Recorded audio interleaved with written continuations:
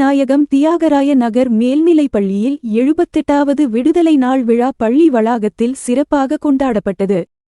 இதில் பள்ளியின் செயலர் முனைவர் சண்முகம் தேசிய கொடியினை ஏற்றி வைத்து மாணவர்களுக்கு இனிப்புகளை வழங்கினார்.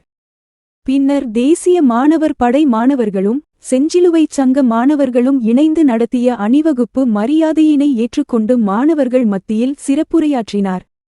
மேலும் இந்த விழாவில் கல்விப்பணி தலைவர் முனைவர் கௌதம், இணை செயலர்கள் சுபா தெய்வநாயகம் மற்றும் சொர்ணா பிள்ளை, கல்விப்பணி இயக்குநர்கள், பள்ளியின் தலைமையாசிரியை ராஜேஸ்வரி உமாபதி, முன்னாள் மாணவர் சங்க செயலாளர் ராஜசேகரன் மற்றும் முன்னாள் மாணவர் சங்க உறுப்பினர்கள், பள்ளியின் ஆசிரியர்கள், மாணவர்களின் பெற்றோர்கள் உள்ளிட்ட பலர் கலந்து கொண்டனர்.